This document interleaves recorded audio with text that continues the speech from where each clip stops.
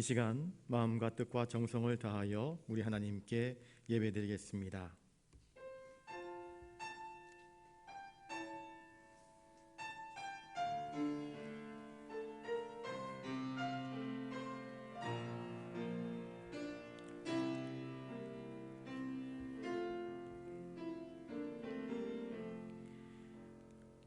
너희 모든 나라들아 여호와를 찬양하며 너희 모든 백성들아 그를 찬송할지어다. 우리에게 행하신 여호와의 인자하심이 크시고 여호와의 진실하심이 영원함이로다. 할렐루야. 거룩하신 아버지 하나님, 무더운 여름 저희들 수요기도회로 이렇게 주님 전에 나와 하나님께 감사와 찬송과 경배를 올려드립니다. 이 시간 우리 가운데 친히 임재하셔서 하나님의 영광의 빛을 드러내 주시옵시고 우리에게 필요한 생명의 말씀으로 우리를 위로하여 주시옵소서. 엎드려 경배하며 찬송하는 저희들의 이 예배를 주님 흠양하여 주시옵소서. 이 예배를 통하여서 주님 홀로 영광 받아 주시옵소서. 존귀하신 예수님 이름으로 기원하옵나이다. 아멘. 찬송가 90장 부르신 후에 정은경 권사님 기도하시겠습니다.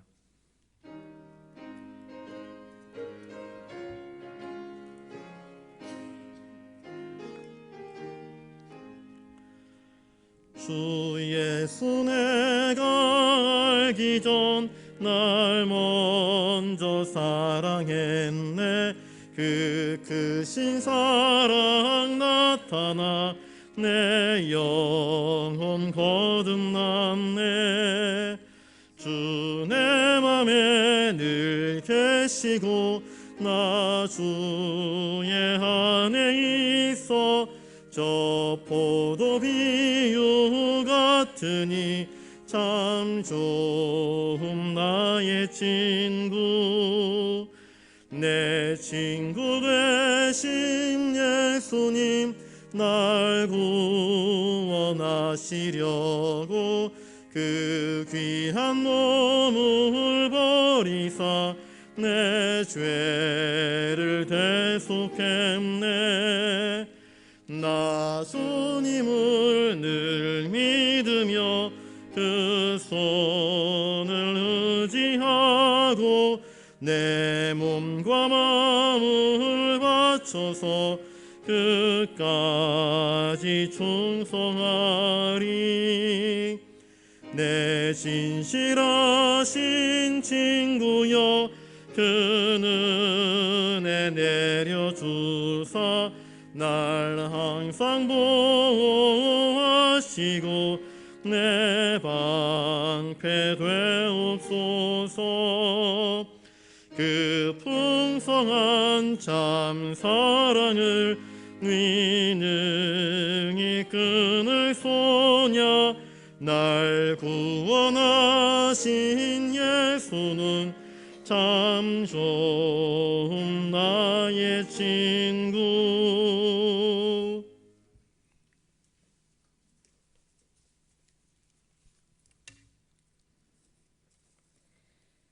우리의 생명 되시는 하나님 아버지, 아직도 끝나지 않은 코로나의 환경 속에서 저희를 안전하게 지켜주셔서 이렇게 수요 예배의 시간에 한자리에 건강한 모습으로 모여 주님께 예배를 드리게 하심을 감사드립니다.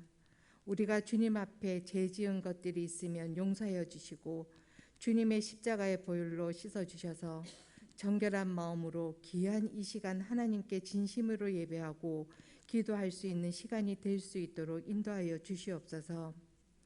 주님, 하나님의 자녀답게 그리스도인답게 살기를 원합니다. 나의 나된 것은 주님의 은혜이오니 언제나 주님이 원하시는 곳에 쓰임받게 하여 주시기를 원합니다. 지난주 찬양 예배를 교사 헌신 예배로 드리게 해 주심도 감사드립니다. 우리 교사들이 하나님의 말씀과 기도로 무장되게 하시고 준비된 교사로서 아이들에게 임하게 하여 주셔서 저희들이 아이들에게 신앙의 본이 되는 교사가 되게 하여 주시옵소서.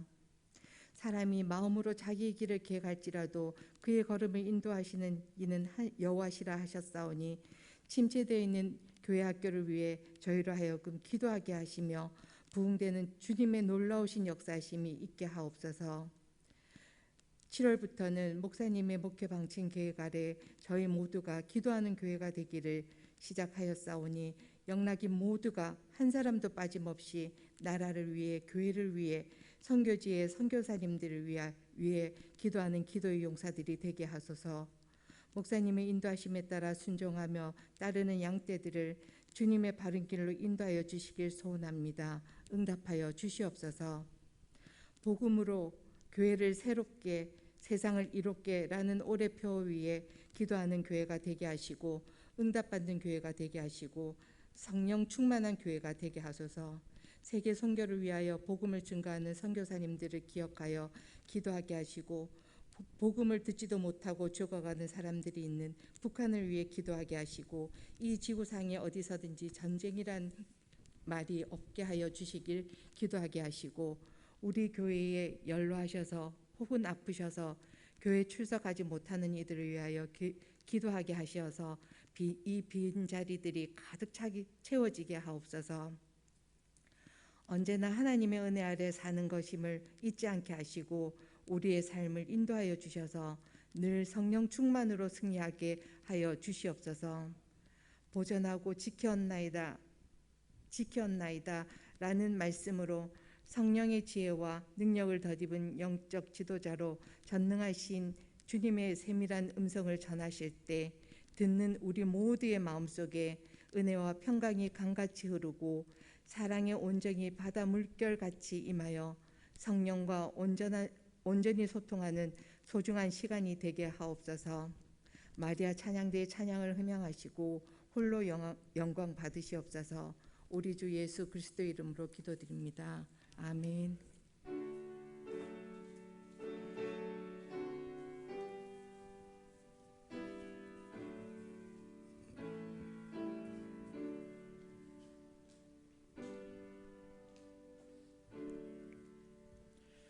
이 시간 하나님께서 우리에게 주시는 말씀은 신약성경 요한복음 17장 12절부터 14절까지 말씀입니다. 신약 177면에 있습니다. 요한복음 17장 12절로 14절까지 말씀 우리 한 목소리로 같이 읽겠습니다. 내가 그들과 함께 있을 때에 내게 주신 아버지의 이름으로 그들을 보존하고 지키었나이다. 그 중에 하나도 멸망하지 않고 다만 멸망의 자식뿐이 오니 이는 성경을 응하게 함이니이다. 지금 내가 아버지께로 가오니 내가 세상에서 이 말을 하옵는 것은 그들로 내 기쁨을 그들 안에 충만히 가지게 하려 함이니이다. 내가 아버지의 말씀을 그들에게 주었사오매 세상이 그들을 미워하였사오니 이는 내가 세상에 속하지 아니함 같이 그들도 세상에 속하지 아니함으로 인함이니이다. 아멘.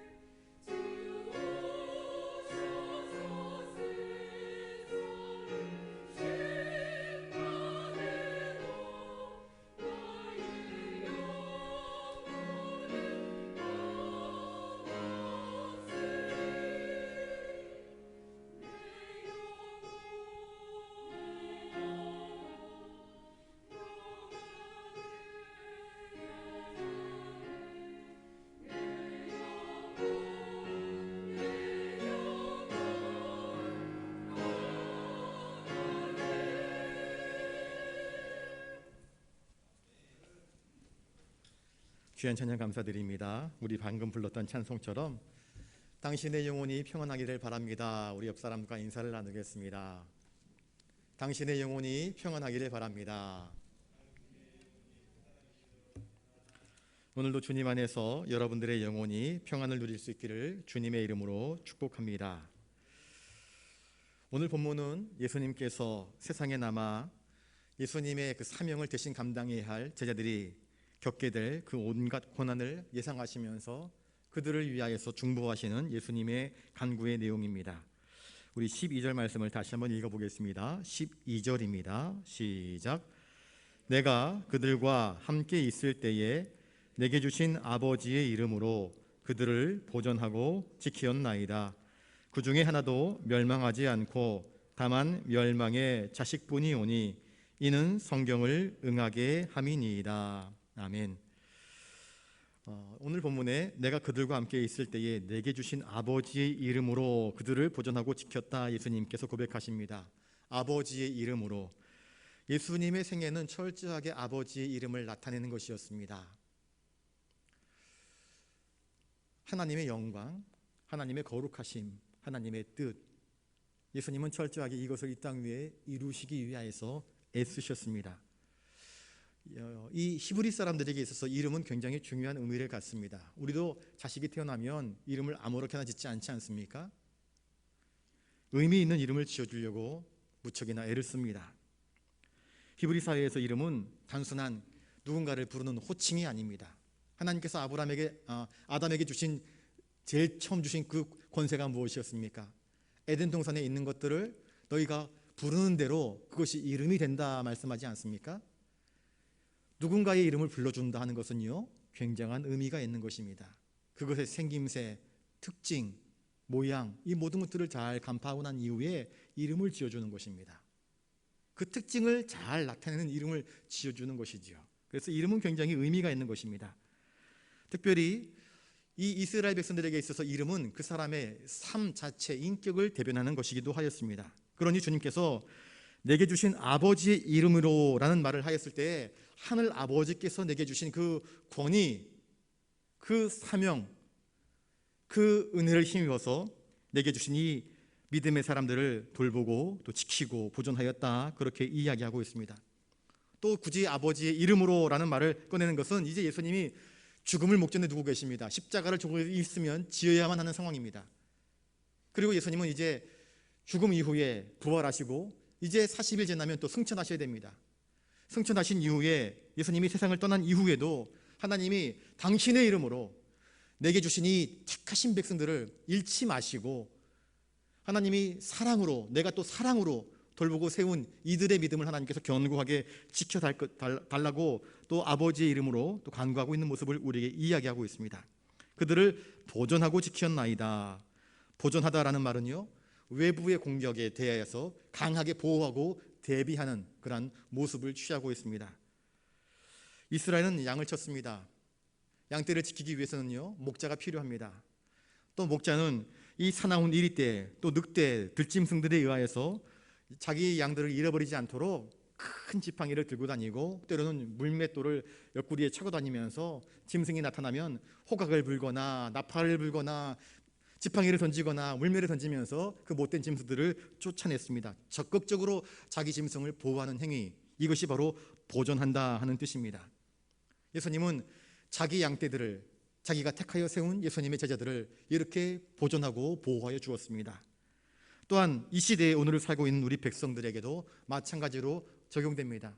예수님을 믿고 예수님의 제자가 된 사람들을 주님은 보존하고 지키신다 말씀합니다.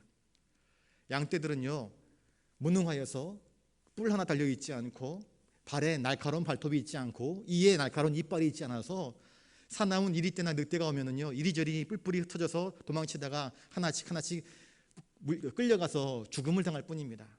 양은 자기를 보호할 수 있는 힘이 없습니다. 하다못해 들판을 지나가다가 가시덤불에 걸리면 양은 그 털이 복실복실하기 때문에 가시덤불에 탁 끼어버리면 그걸 헤쳐나올 수도 없습니다.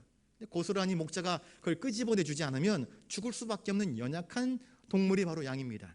그러니 양에게 있어서 목자는 정말로 필수 불가결한, 정말로 필요한 요소입니다. 마찬가지입니다. 예수님은 당신의 택한 백성들, 특별히 사랑하는 제자들을 마치 보석처럼 귀중하게 여기십니다. 겉으로 볼 때는 그들이 세상적으로 어떤 잘난 것이 없습니다. 가난한 어부들이었습니다. 또 저주받는 세리였습니다. 그러나 주님은 그들을 택하셔서 부르셨습니다. 하나님이 일꾼 되게 하시려고 그들을 택하여 불러주신 것입니다. 그들을 보존하셨는데 하나님의 권능을 덧입어서 그들을 보존하고 그들을 지켜주었습니다. 여기서 지켰다라는 말은요, 과거로부터 시작해서 지금까지 변치 않는 모습으로 지키고 계심을 의미하기도 합니다. 하나님은 과거 제자들을 그렇게 보존하시고 지키셨던 것처럼 예수님은 자기 제자들을 사랑하시되 끝까지 사랑하셨다 말씀하지 않습니까? 주님은 한 번 택하신 자기 제자들을 끝까지 사랑하십니다. 포기하지 않고 사랑하십니다. 버리지 않고 사랑하십니다. 지키십니다. 예수님이 수많은 기적들을 펼칠 때에 많은 사람들이 거기에 호응을 하였습니다. 귀신들이 막 쫓겨나가고 병자들이 막 고침을 받고 사람들이 벌떡벌떡 일어나니까 예수님 앞에는 장사진이 펼쳐졌습니다. 얼마나 많은 줄들이 예수님을 향하여 서 있는지 모릅니다. 예수님 나 좀 봐주세요. 나 좀 봐주세요. 내 딸 좀 봐주시고 내 아들 좀 봐주시고 하면서 수많은 병자들을 들치업고 예수님의 앞에는 장사진을 펼쳤습니다.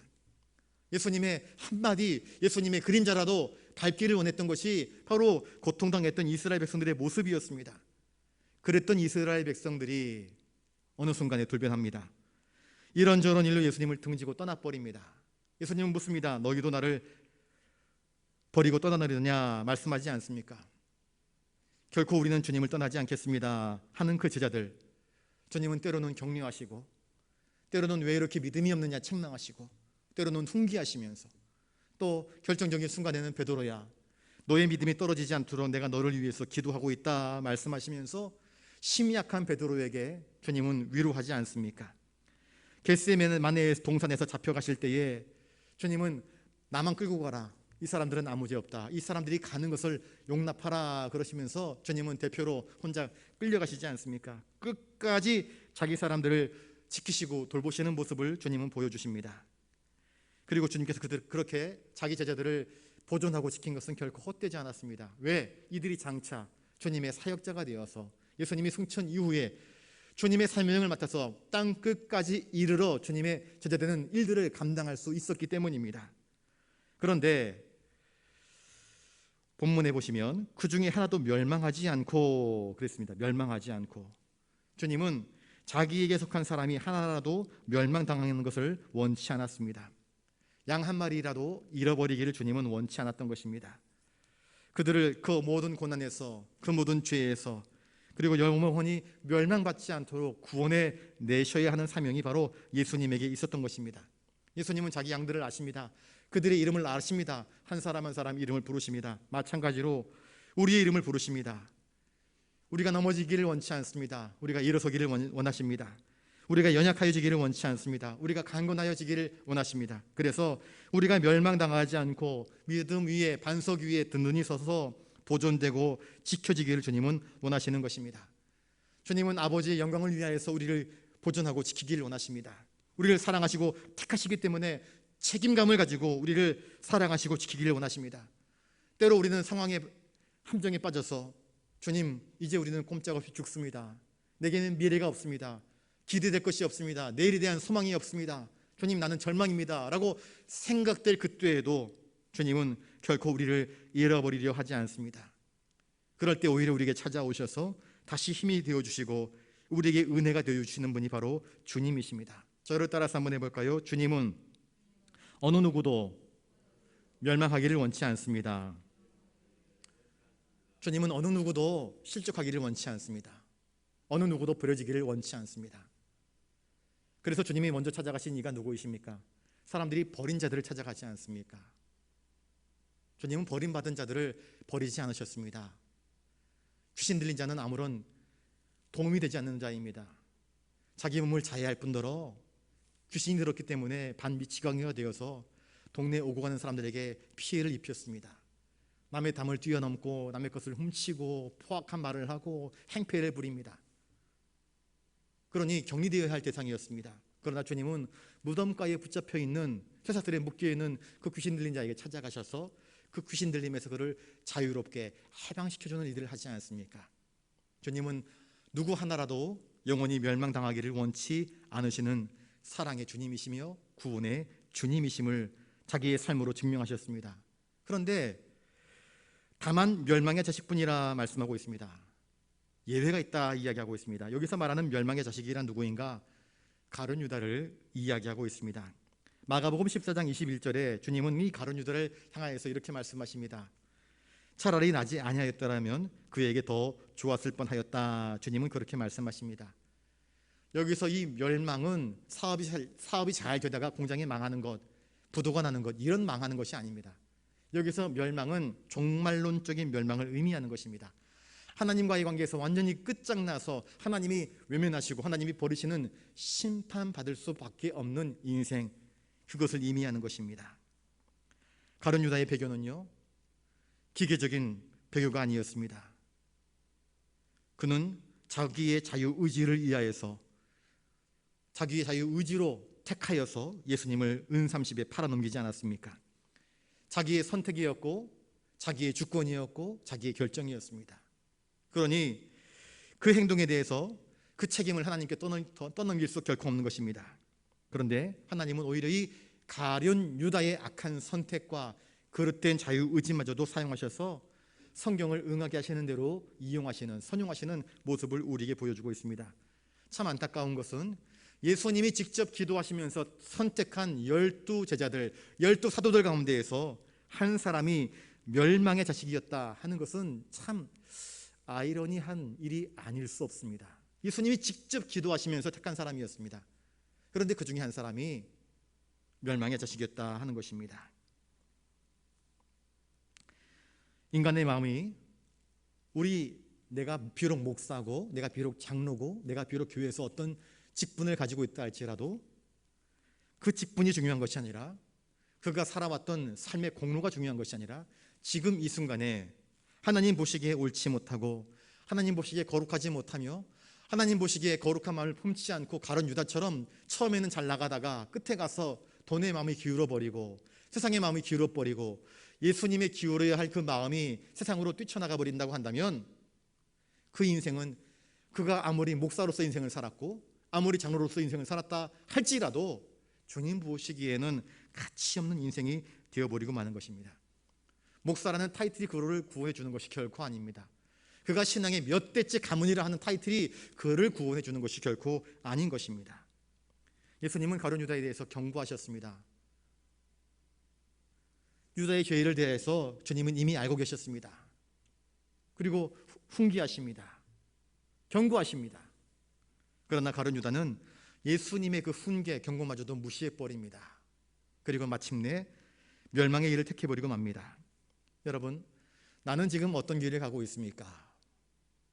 나는 지금 어떤 길을 향해서 내 발걸음이 부지런히 가고 있는 것 같으십니까? 지난주에 우리가 그렇게 이야기하지 않았습니까? 하나님께 한 걸음 더 나아가자고, 하나님께 한 걸음 더 나아가자고, 탕자처럼 이제 다 내려놓고 아버지께로만 나아가자고. 우리의 발걸음이 아버지께로 향하고 있다고 한다면요, 그건 가능성이 있고 그건 복된 것입니다. 그건 은혜로운 것입니다.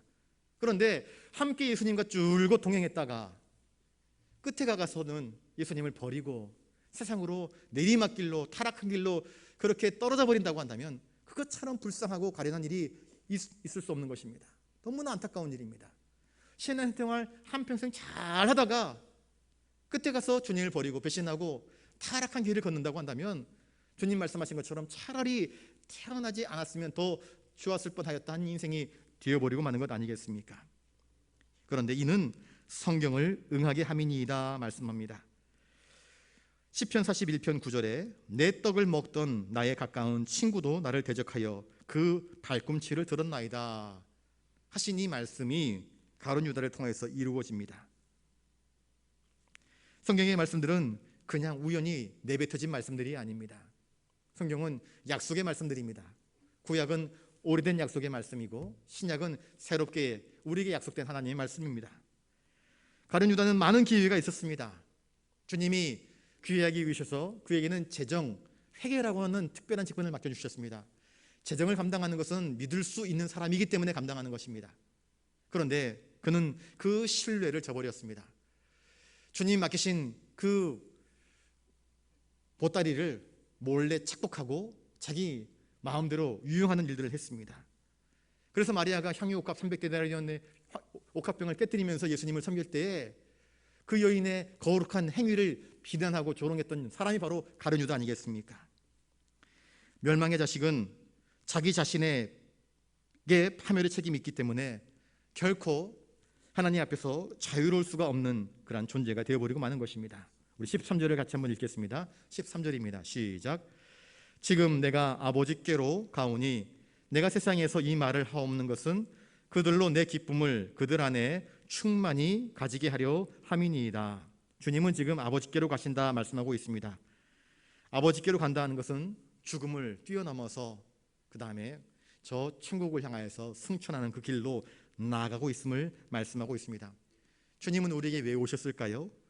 요한복음 10장 10절에 보시면 그들로 생명을 얻게 하고 더 풍성히 얻게 하려고 오셨다 이야기합니다. 더 풍성한 생명이란 무엇입니까? 영원한 생명을 주시기 위해서 주님은 우리 가운데 오신 분 아니십니까? 주님은 세상에 있는 동안 자기 제자들을 위해서 아까워하지 않고 다 주셨습니다. 하늘의 귀한 천국 복음의 말씀들을, 산상수훈의 말씀들을 하나하나 다 풀어주었습니다. 세계에서 잘 나가는 기업들이요, 특허권 분쟁 가지고 싸웁니다. 그리고 그 특허권이라고 하는 것도 일정 기간 시간이 지나면 그들이 가지고 있는 특허권이 이제는 자유로운 것이 됩니다. 그런데 그 특허권을 가지고 있는 동안에는요, 절대로 양보하지 않고 그동안의 기업이 이익을 얻기 위해서 수단과 방법을 가리지 않습니다. 그런데 예수님께서 우리에게 주신 생명의 말씀들은요, 세상 도덕책, 윤리책 그 어디에서도 찾아볼 수 없는 말 그대로 천국의 보훈들입니다. 천국 백성으로서의 삶의 가치관을 이야기해주고 있습니다. 제자들이 그 말씀을 들을 때 얼마나 기뻤는지 모릅니다. 말씀이 있는 곳에 감사가 있었고 기쁨이 있었습니다. 말씀이 있는 곳에 귀신들이 쫓겨나가고 말씀이 있는 곳에 기적들이 일어났습니다. 형제들이 일어나는 그러한 놀라운 은총이 벌어지게 되었던 것입니다. 그런데 주님이 말씀하십니다. 내가 세상에서 이 말을 하옵는 것은, 이 말이란 무엇인가? 이 요한복음 17장 1절부터 12절까지 주님은 그들을 위해서 기도하고 계셨습니다. 주님이 일부러 큰 소리로 제자들 모두가 다 들을 수 있도록 그들에게 기도하고 있습니다. 그들을 위해서 기도하고 있습니다. 주님은 굳이 하나님께 기도할 때에 제자들을 내버려 두고 산 위에 올라가서 혹은 언덕에 들어가서 아버지 하나님과 단독으로 독대하면서 기도할 수 있었습니다. 주님은 항상 그래 왔었습니다. 그런데 부득이 지금 이 자리에서는 제자들 앞에서 큰 소리로 일부러 기도하고 있습니다. 왜 그랬을까요? 그들 보고 들으라 하는 것입니다. 그들이 듣고 내가 너희들을 위해서 이렇게 중보하고 있다, 기도하고 있다, 내가 하는 이 기도를 듣고 본받으라, 이것이 너에게 격려와 힘과 위로가 되기를 원한다 말씀하시는 것입니다. 그들의 영적 대제사장이신 예수님이 그들을 위해서 친히 기도하고 계십니다.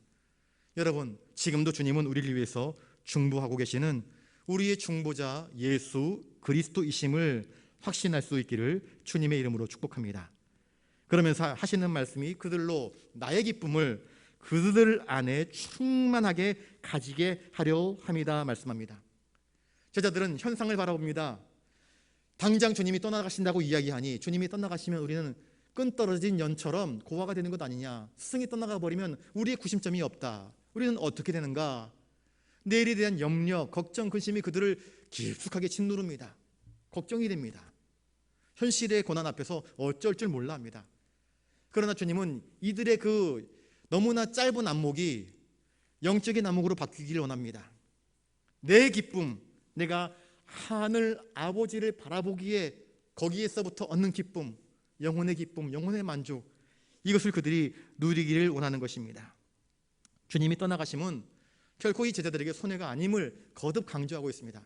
왜냐하면 주님이 떠나가셔야 약속하신 대로 성령님께서 이들 각 사람 가운데에 임하셔서 성령님과 동행하는 가운데에 주님이 하셨던 모든 말씀들이 떠오르게 할 것이고 생각나게 할 것이고 말씀대로 순종하도록 영적인 교제, 교통을 통하여서 하나님의 백성으로 살아갈 수 있도록 은혜를 베푸실 것이기 때문입니다. 주님은 영생이신 분이십니다. 주님이 이 땅 위에 오신 것 자체가 참 은혜요 축복이며 감사입니다. 하나님이 우리에게 주신 가장 큰 선물은 무엇이냐? 바로 영원히 죽을 수밖에 없는 우리들을 살리시기 위하여서 당신의 아들 예수 그리스도를 이 땅에 보내신 것입니다. 그러니 주님의 오심은 천사들이 빵빠레를 불면서 찬송하고 기뻐할 만큼 기적과도 같은 일이었습니다. 주님이 맨 처음 베풀었던 기적을 기억하십니까? 요한복음 2장에서 혼인잔치집에 잔치를 벌이는데, 이 이스라엘의 혼인잔치는 며칠씩 합니다. 최소 일주일씩 합니다.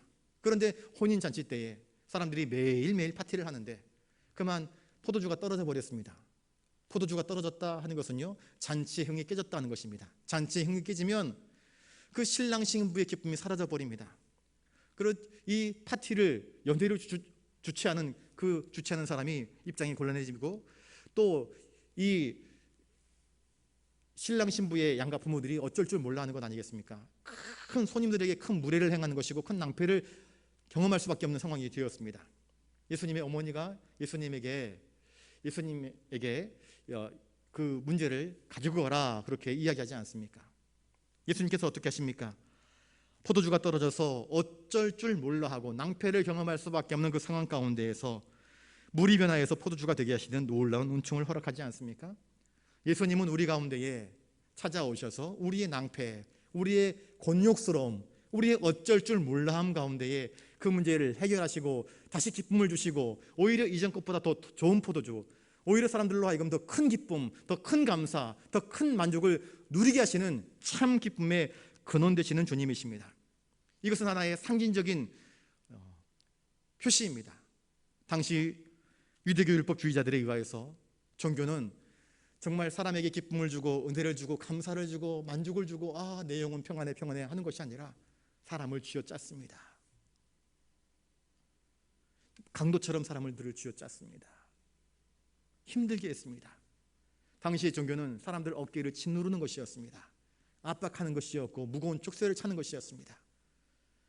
그러면 그런 종교 생활은 기쁨이 되지 못합니다. 억지로 끌려가는 것이 됩니다. 억지로 끌려가는 것은 전혀 기쁨이 되지 못하는 것입니다. 거기에다가 사회적인 분위기는 어둑어둑했습니다. 왜? 로마의 압제하에서 이들이 그 어디에서도 빛을 찾아보지 못했습니다. 그런데 주님께서 그들에게 찾아오신 것입니다. 모든 버림받은 자들, 소외된 자들, 병든 자들, 귀신 들린 자들, 사람들이 사람으로 취급하지 않는 자들에게 찾아가 주셔서 그들을 치료하시고 위로하시고 새롭게 하심으로써 그 영혼 가운데 기쁨이 되어 주셨습니다. 이방인이라 불리우는 수르보니게 여인이 자기의 귀신 들린 딸을 고침받기 위해서 예수님께 찾아와서 뭐라고 이야기합니까? 주님, 나는 개가 맞습니다. 그러니 주인의 상에서 떨어지는 부스러기라도 줬사오니 나에게 은혜를 베풀어 달라고 합니다. 주님은 그 여인의 믿음을 칭찬하시면서 그에게 은혜를 베풀어 주지 않습니까? 그 시로 그의 딸이 나았다 성경은 이야기하지 않습니까? 주님은 모든 것을 잃어버린 절망적인 사람들 한 사람 한 사람에게 기쁨과 은혜와 잃어버린 감사와 감격들을, 하나님의 은혜를 듬뿍 나눠주는 그러한 기쁨의 근원된 삶을 우리에게 보여주셨습니다.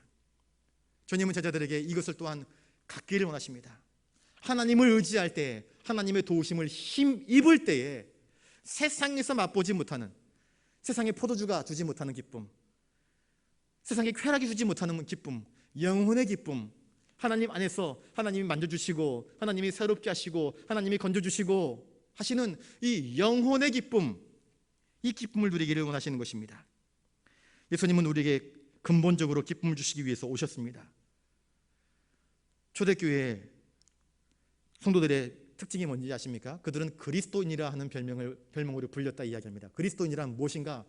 그리스도를 닮은 사람들, 그리스도의 추종자들, 그리스도를 따라가는 사람들이라는 별명입니다. 그런데 그들에게 또 다른 별명이 하나 있었습니다. 그게 무엇이냐 하면은요, 초대교회 기독교인들은요, 저를 따라서 한번 해보겠습니까? 기뻐하는 사람들. 초대교회 교인들, 그들의 특징은요, 기뻐하는 사람들이었습니다. 그들에게는 환난이 있었습니다. 핍박이 있었습니다. 예수 믿는다는 그것이 들통나게 되면 로마 황제의 핍박에 의해서 사자굴에도 들어가기도 했고요, 기름이 펄펄 끓는 가마솥에 산채로 던져지기도 했습니다. 사람들의 놀림감이 되었습니다. 조롱거리가 되었습니다. 예수님처럼 십자가에 못 박히기도 했습니다. 그런데 그들은요, 어떠했는지 아십니까? 사자굴 안에, 원형 경기장 안에 사람들이 질비하게 늘어섭니다. 예수 믿는다는 이유 때문에 온 가족이 포로로 끌려옵니다. 발가벗겨집니다. 채찍에 맞았습니다. 손발은 저항할 수 없도록 쇠사슬로 묶어 놓았습니다.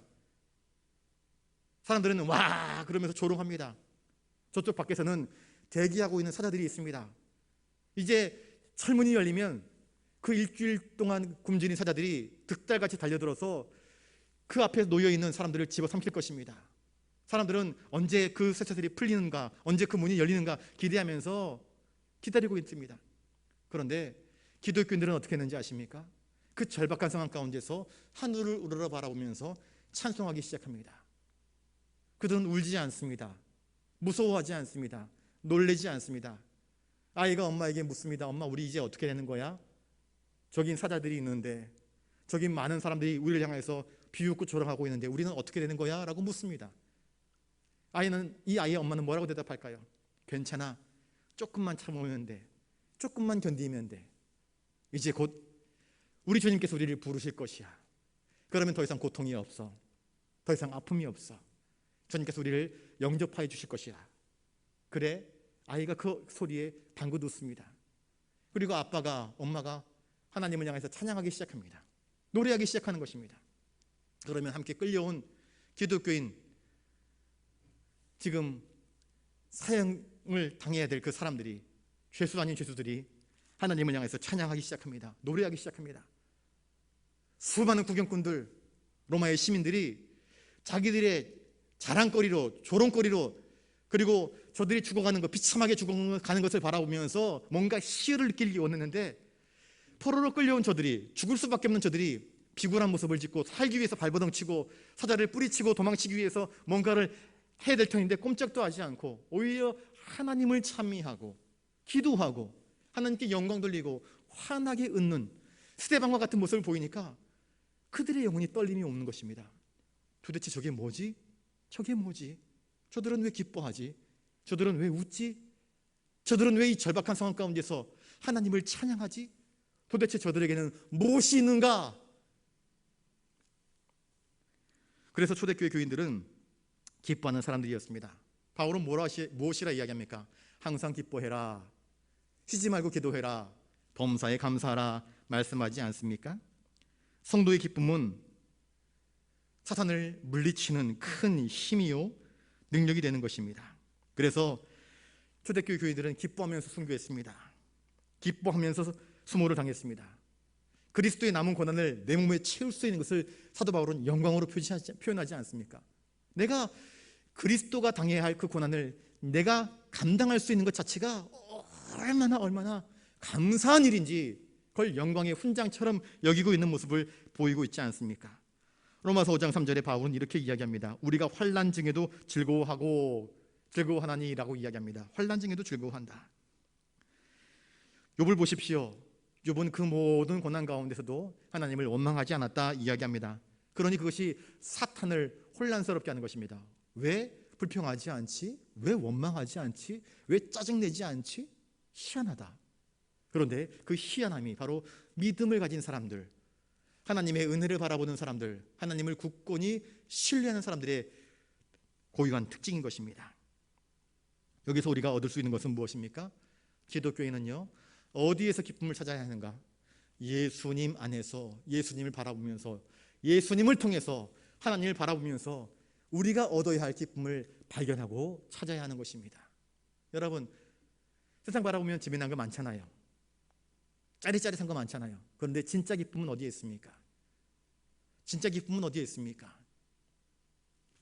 진짜 기쁨은 바로 우리에게 영원한 기쁨을 제공하시는 예수님 안에 있는 것입니다.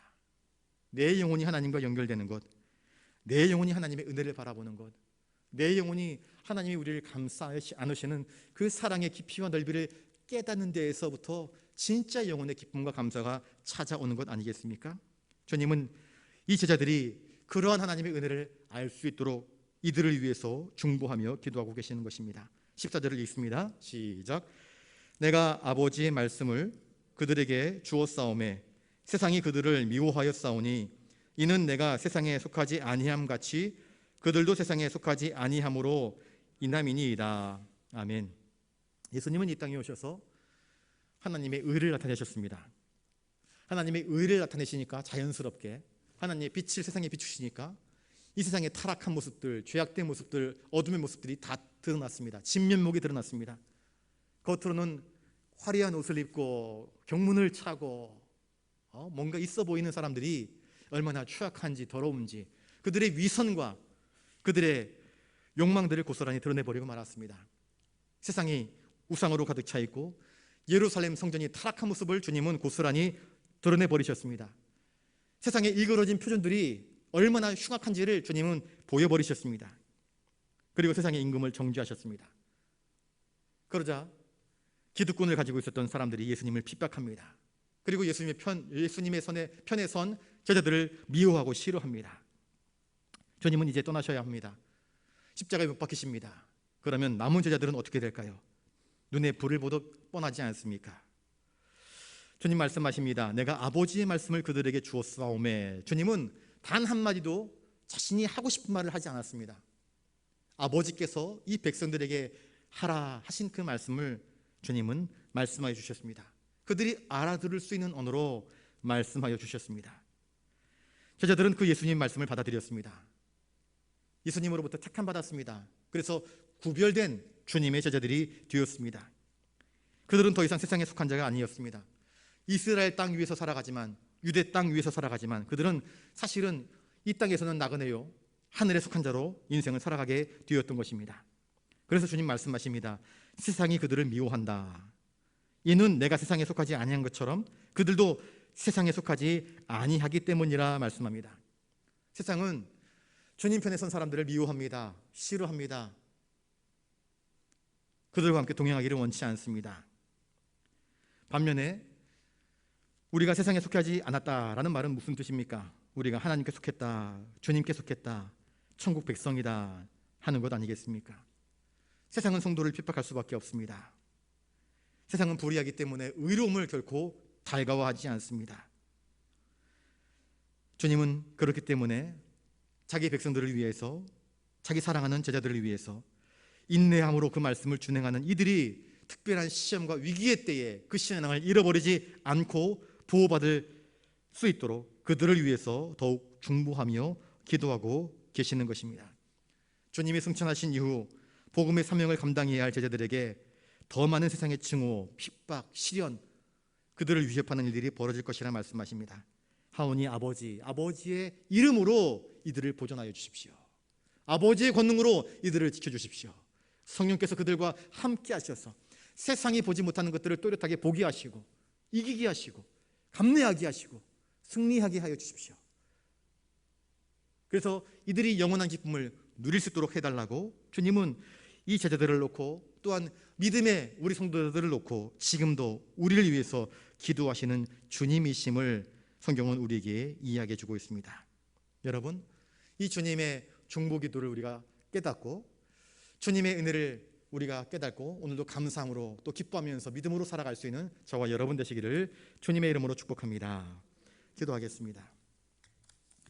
존귀하신 주님, 우리가 참으로 믿음으로 살아갈 수 있도록 교회를 보존하시고 성도를 지키시고 성도를 위해서 기도하시는 주님의 은혜를 깨닫습니다. 주님, 오늘 우리의 신앙이 어떠한지 우리 자신을 돌아보게 하시고 더욱더 하나님께로, 하나님 편으로 바르게 서 있을 수 있는 우리가 되게 하여 주시옵소서. 주님만 의지하오며 존귀하신 예수님 이름으로 기도드리옵나이다. 아멘. 찬송가 92장 찬양하겠습니다.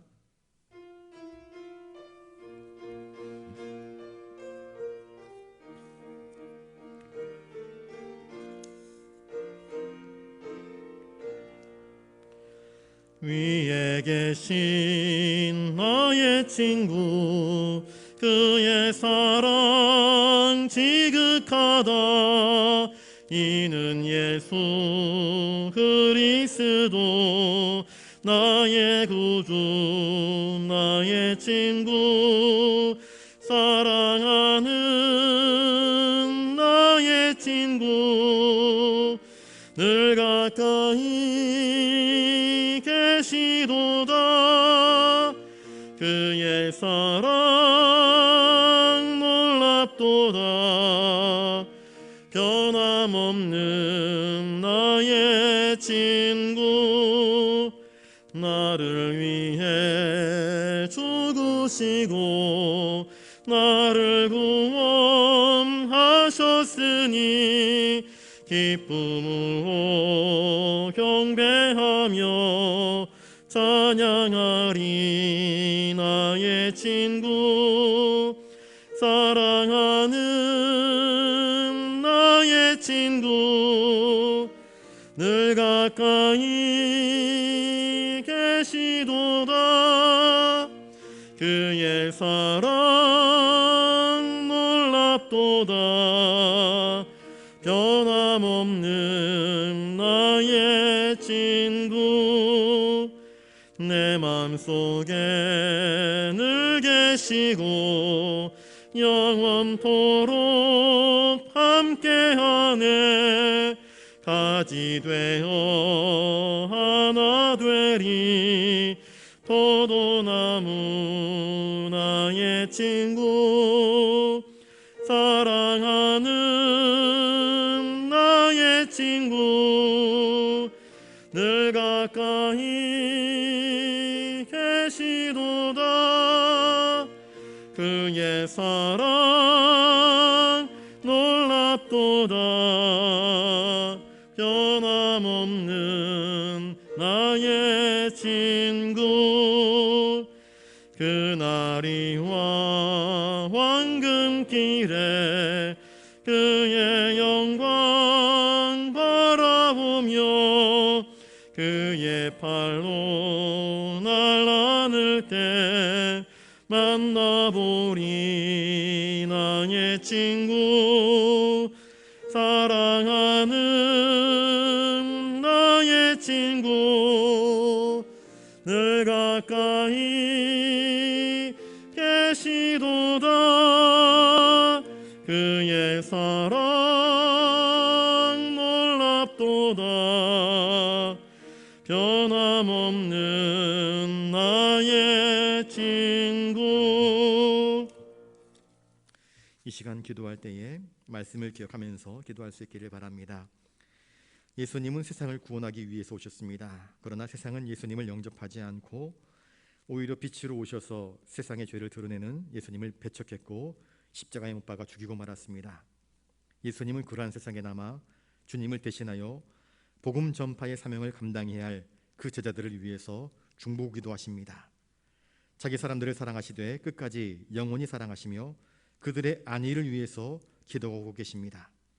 누군가 교회와 성도를 향해 쉬지 않고 기도하시는데 그분이 바로 우리 주님이십니다. 또한 성령님께서 말할 수 없는 탄식으로 우리를 위해서 중보하고 계십니다. 우리를 위해서 기도하시는 주님을 깊이 묵상하실 수 있기를 바랍니다. 그리고 감사하십시오. 그리고 다시 힘을 내어서 우리도 주님처럼 세상을 품고 교회를 품고 우리가 기도해 주어야 할 그 누군가를 품고 울면서 가슴으로 기도할 수 있기를 바랍니다. 예수님의 이름을 힘입어 하늘 아버지께 간구하면서 기도하십시오.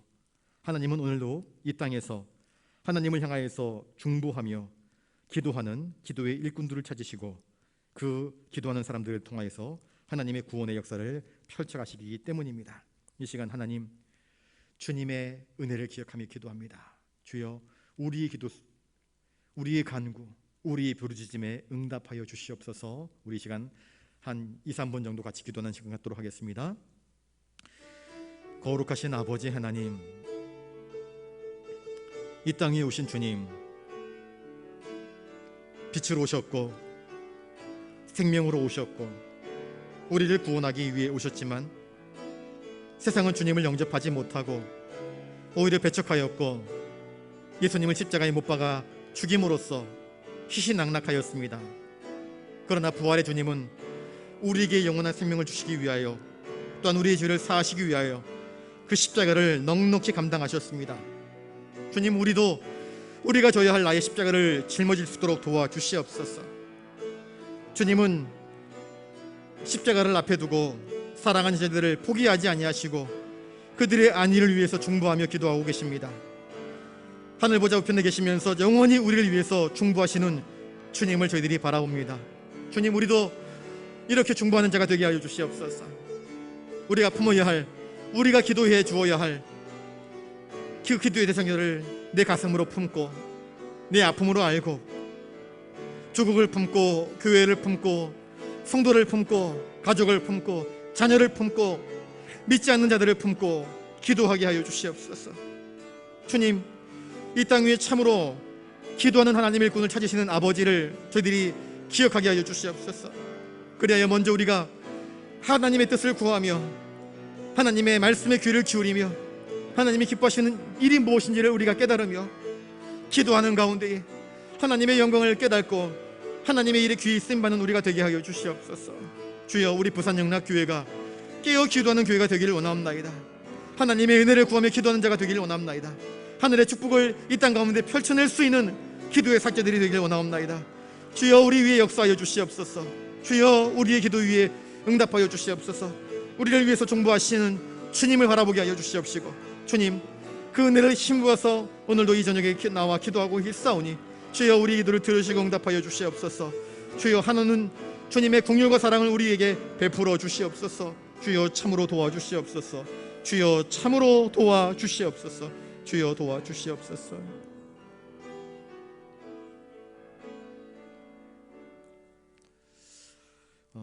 긴급한 기도 제목을 나눕니다. 우리 지휘정 집사님이 지난 주일날 자꾸 어지럽다 그러셔가지고 집에 일찍 가셨는데 김창실 권사님이 찾아오셔가지고 지휘정 집사님이 얼마 전에 자전거를 타고 가다가 울숙도에서 잠깐 쉬는데 벤치가 부실했는지 벤치가 뒤로 넘어지면서 머리를 부딪혔대요. 그런데 이제 이건 김창실 권사님 생각입니다. 그때부터 자꾸 이제 몸이 저리고 그러다가 이제는 이제 마비까지 온다. 이 감각, 통증이 안 느껴진다, 그런 말씀을 하시더라고요. 그래서 병원에 가보고 약 먹으면 괜찮겠지 했는데, 그래서 다른 병원에 갔더니 이 머리 뒤쪽에서 뭐가 보인다, 그게 신경을 누르는 것 같다, 그런 얘기를 하셨어요. 그래서 지금 부산대병원에 어제 응급실 들어가서 오늘 이제 어제 밤에 이제 일반 병실로 옮겼는데 이번 주 내내 정확하게 어떤 신경을 무엇이 건드려서 이런 마비라든지 감각을 잃어버리게 되었는가, 그걸 정확하게 검사하기 위해서 몸 구석구석을 다 정밀 검사를 한다고 합니다. 그리고 지금 예정으로는 다음 주 월요일에 그게 발견되어지게 되면 그것을 놓고 이제 수술을 한다, 지금 그렇게 잡혀 있습니다. 손발의 마비, 또 감각이 이제 통증이 느껴질 텐데 통증이 안 느껴지면 이게 참 문제가 되는 건 아니겠습니까? 그래서 어지럼증도 생기고 이 모든 원인들이 잘 밝혀지고 또 수술을 하든 아니면 약물 치료를 하든 깨끗하게 고침받아서 건강한 모습으로 우리에게 돌아와서 함께 신앙생활 잘 할 수 있도록 여러분들 특별히 기도해 주시면 대단히 감사하겠습니다. 또 이번 주 내내 정밀검사를 받게 될 터인데 정밀검사 과정에 그 모든 병상의 그 병증들이 다 밝히 보여질 수 있도록 여러분들이 기도해 주시길 바랍니다.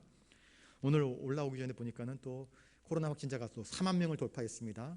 이번에는 BA 5.1인가 그렇게 되는데 또 다른 코로나 바이러스 변이종입니다.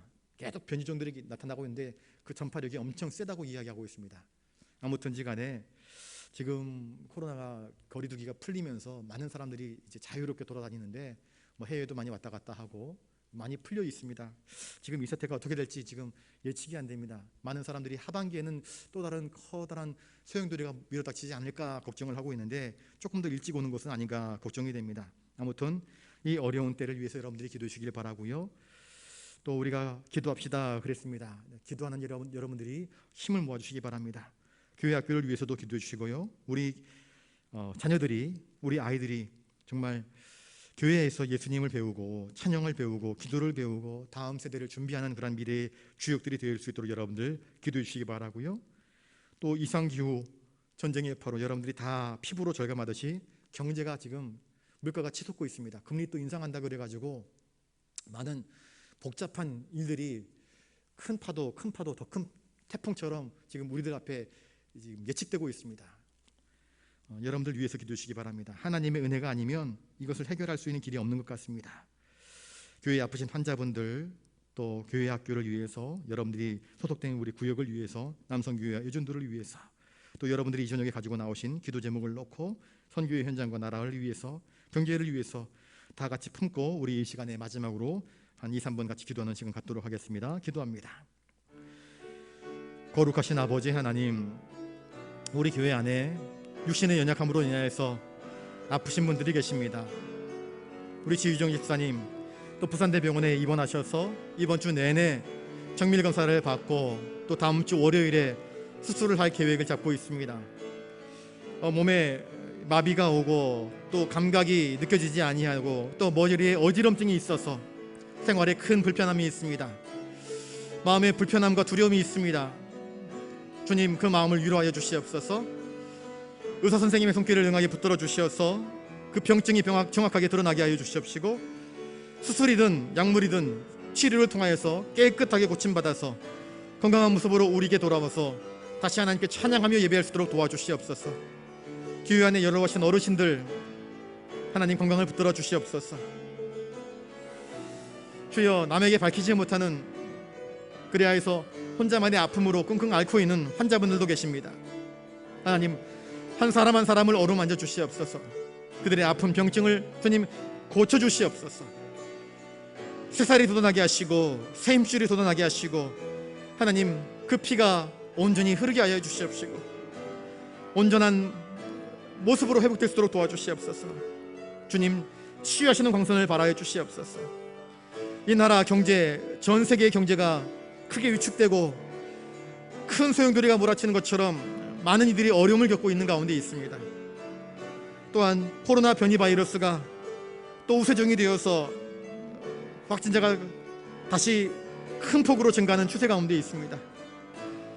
앞뒤 좌우 사방을 둘러보아도 어디 하나 미래에 대한 소망과 기대가 보이지 아니하고 깊은 터널을 통과하는 것만 같은 그런 아득함만 느껴집니다. 주님, 이 위기의 때에 우리가 잘 이기게 하시고 믿음으로 견뎌낼 수 있도록 주님 은총을 허락하여 주시옵소서.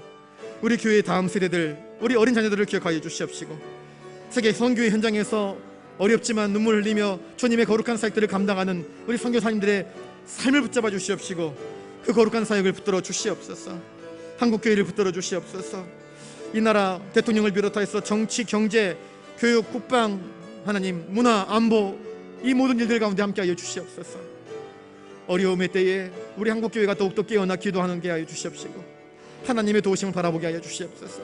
주여, 주의 도우심이 없이는 그 어떤 문제도 해결할 수 없음을 깨닫사오니 주여, 우리와 함께하여 주시옵소서. 주여, 우리를 불쌍히 주시옵시고 은혜를 베풀어 주시옵소서. 오늘도 이 저녁에 주님의 도우심을 간구하며 주님께 나와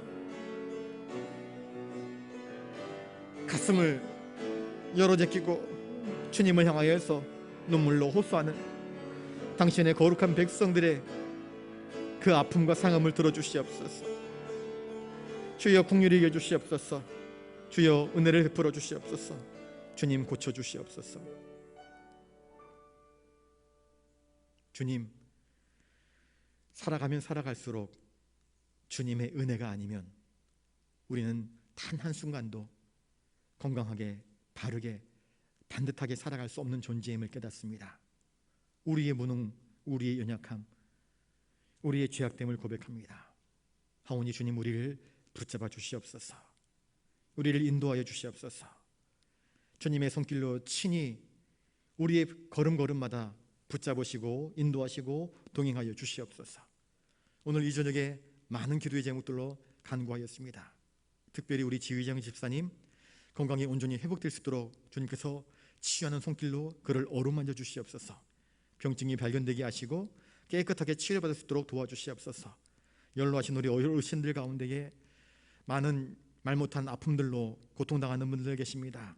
한 분 한 분 주님, 그들의 아픈 상처 위에 안수하여 주시옵시고 주님, 깨끗함을 덧입게 하여 주시옵소서. 그래서 다시 이 예배의 자리로 돌아와 하나님을 기쁘게 찬양하며 하나님께 영광 돌리게 하여 주시옵소서. 우리 교회 학교, 우리 다음 세대들 하나님 기억하여 주시옵시고 그들이 기도를 배우게 하시고 찬송하게 하시고 하나님의 용사들로 여호수아처럼 든든히 설 수 있도록 주님 은총을 허락하여 주시옵소서. 선교의 현장을 붙들어 주시옵시고 또 우리 한국교회에 붙들어 주시옵시며 이 나라의 경제의 위기 가운데 주님께서 함께하여 주시옵소서. 하나님, 더 이상 이 깜깜한 어둠 가운데서 고통당하는 일이 없도록 주님 우리에게 빛을 허락하여 주시옵소서. 길을 보여주시옵소서. 오늘도 이 저녁에 여러 가지 다양한 제목들로 주님께 가지고 나와 간구하며 부르짖는 당신의 거룩한 백성들의 그 신음소리 하나하나를 들으시고 주님 응답하여 주시옵시고, 주님 그 아픈 상처들을 치료하시고 길을 환히 보여주시옵소서. 형통의 길로 주님 친히 인도하여 주시옵소서. 모든 것 주님께 맡기오며 존귀하신 예수님 이름으로 기도드리옵나이다. 아멘. 이제는 우리 구주 예수 그리스도의 은혜와 하늘 아버지의 놀라우신 사랑하심과 성령님의 감화 감동 역사 교통하심이 우리를 보존하고 지키시며 저 하늘 보좌에서 우리를 위해서 중보하며 기도하시는 그 주님을 확실히 믿으며 더 깊은 기도의 사람 되기를 다짐하는 사랑하는 부산 영락교회 모든 믿음의 권속들과 예배하는 한 사람 한 사람 머리 위에 이제로부터 영원토록 함께하옵시기를 간절히 축원하옵나이다. 아멘.